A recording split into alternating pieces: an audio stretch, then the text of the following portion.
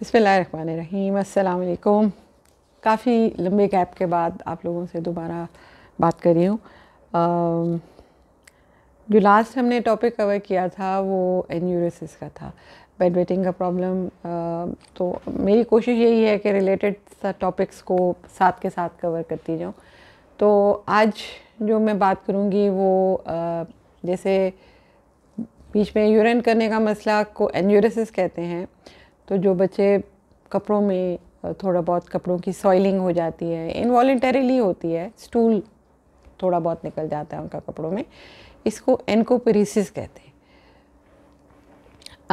इसके बारे में आपने शायद ज़्यादा जिक्र सुना ना हो, लेकिन जिन लोगों के बच्चों के साथ ये मसला है उनको मेरी बात ये ज़रूर समझ आएगी। लोग इसके बारे में ज़्यादा बात नहीं करते, इसके बारे में बात करने को भी बहुत अपनी शर्मिंदगी महसूस करते हैं। मसला तो है, लेकिन इसमें ये बात याद रखने की है कि ये कोई जानबूझ के नहीं करता। बहुत से बच्चे जो है जिनमें ये एनकोपेरिसिस का मसला होता है, इनमें से ज़्यादातर बच्चे तकरीबन 85-90% बच्चे वो हैं जिनमें के दायमी कब्ज़ का मसला होता है। बहुत ज़्यादा कॉन्स्टिपेशन जिन बच्चों में रहती है, लंबे अरसे के लिए रहती है। बहुत बच्चे ऐसे हैं जिनमें के ये साथ में एनकोपेरिसिस का मसला हो जाता है। होता है ऐसे ही है ना कि वो इतनी रुकावट होती है, फिर उसमें से साथ थोड़ा बहुत वो लिक्विड स्टूल के भी वो ओवरफ्लो करके तो कपड़ों की सॉइलिंग हो जाती है। और एक छोटी सी परसेंटेज है बच्चों की जिनमें कि ये एनकोपेरिसिस का मसला जो है, जो फीकल सॉइलिंग होती है कपड़ों की, उनमें ये जो प्रॉब्लम है वो बग़ैर कब्ज़ की होती है। अब वो होती किस वजह से है उसकी कोई क्लियर वजह तो मालूम नहीं है, लेकिन बहरहाल होती है।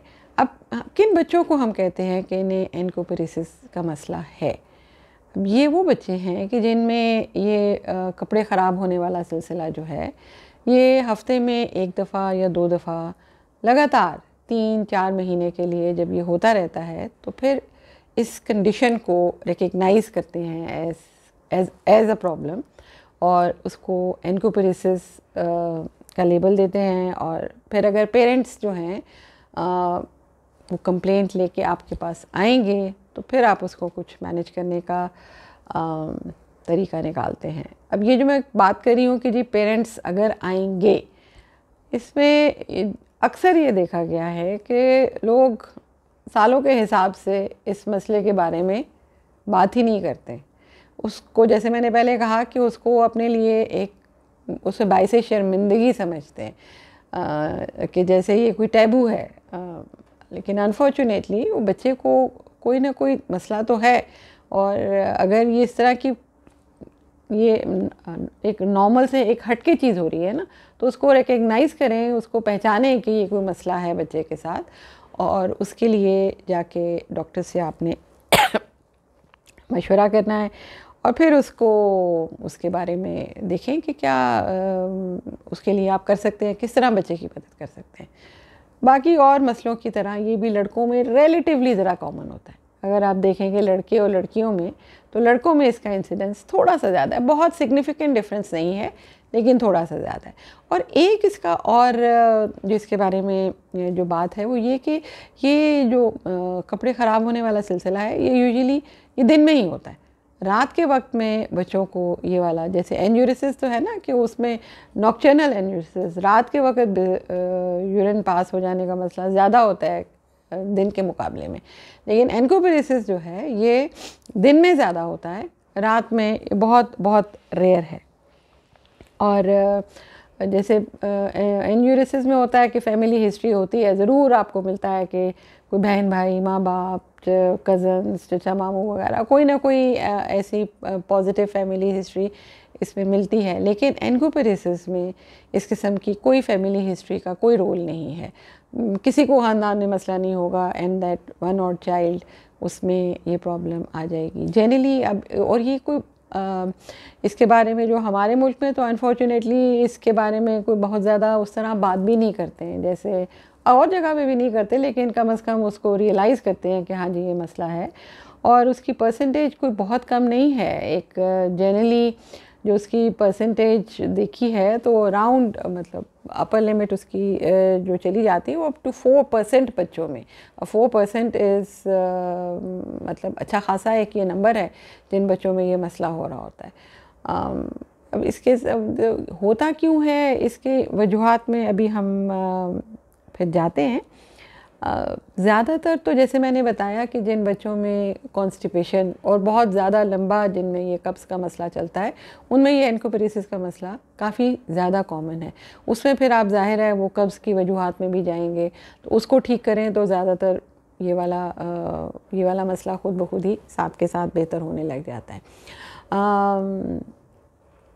फिर कई दफ़ा कुछ छोटे मोटे कुछ एक दो बीमारियां ऐसी होती हैं, कुछ पैदाइशी मसला आप उसे कह सकते हैं। एक उसे अल्ट्रा शॉर्ट सेगमेंट हर्शस्प्रिंग डिज़ीज़ एक होती है।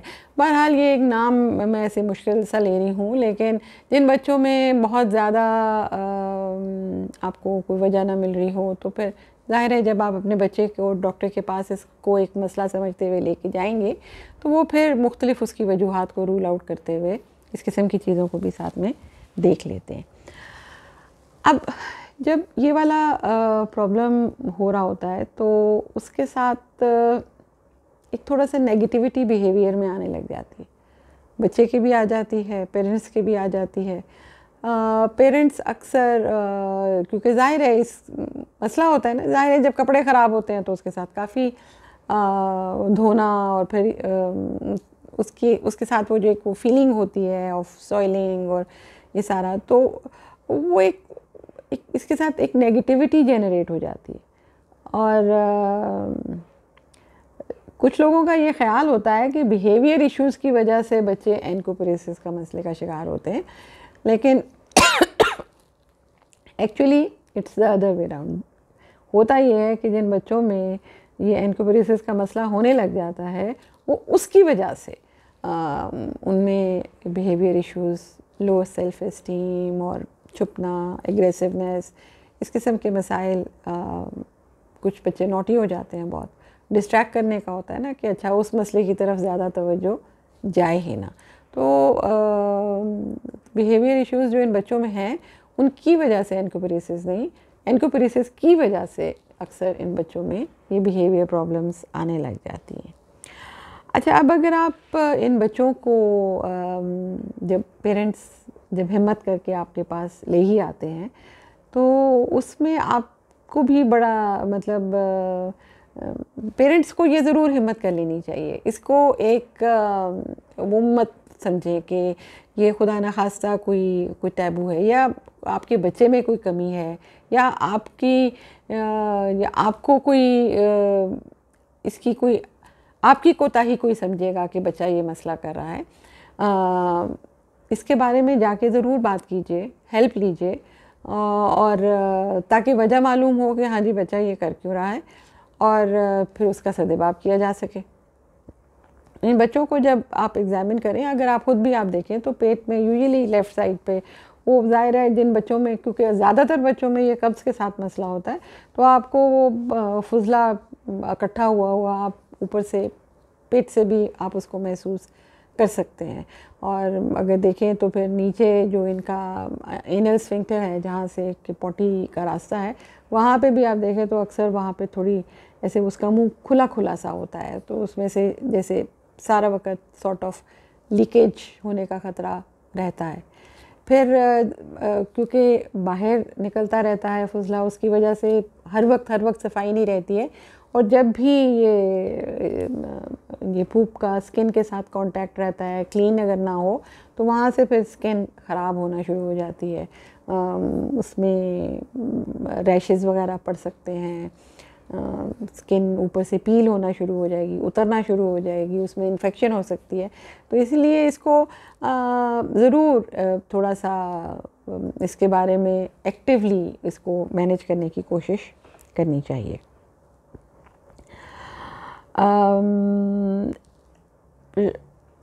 एक चीज़ इसमें जो है जिन बच्चों में, जैसे मैंने कहा ना कि इसमें मेजॉरिटी बच्चे वो हैं कि जिनमें दायमी कब्ज़ के साथ ये मसला एसोसिएटेड होता है।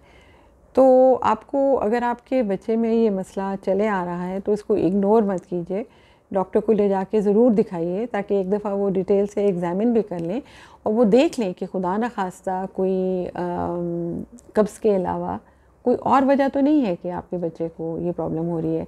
जैसे मैंने पहले भी ज़िक्र किया था और मसाइल में कि न्यूरल ट्यूब डिफेक्ट्स होते हैं, जैसे वो आपका पीछे स्पाइन के साथ रिलेटेड कई दफ़ा आपको वहाँ पे कोई एविडेंस मिल जाता है, जैसे बालों का गुच्छा है या वहाँ पे कोई डिम्पल सा पड़ा हुआ है, ये तो कई दफ़ा ये न्यूरल ट्यूब डिफेक्ट के साथ एसोसिएटेड भी इस किस्म के मसाइल हो जाते हैं।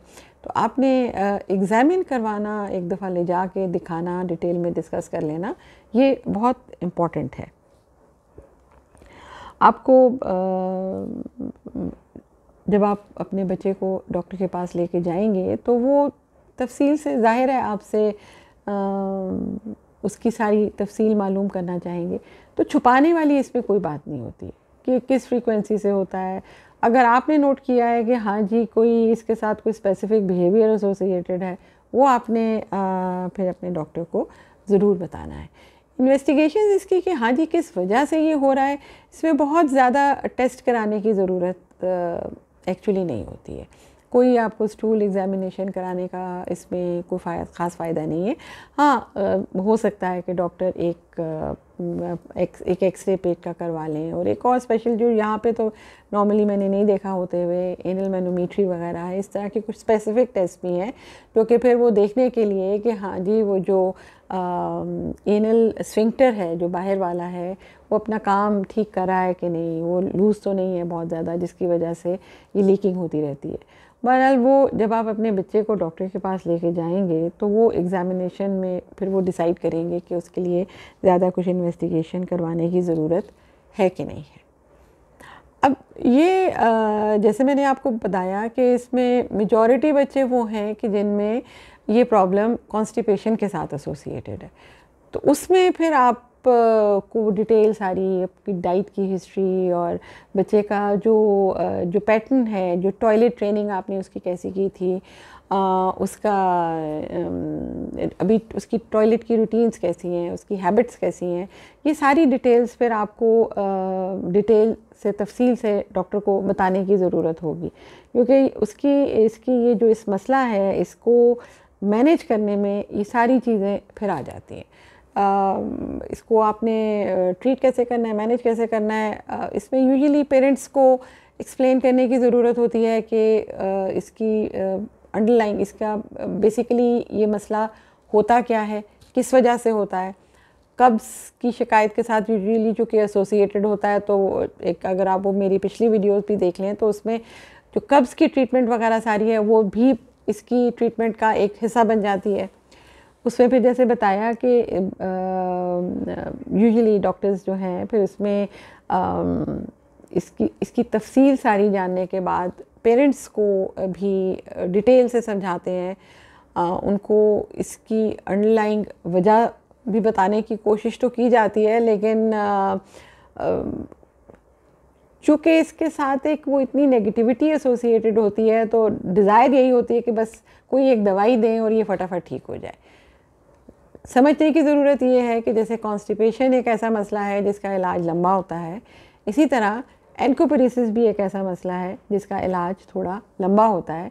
इसमें पेरेंट्स की इनपुट मैनेजमेंट में बहुत ज़्यादा होती है।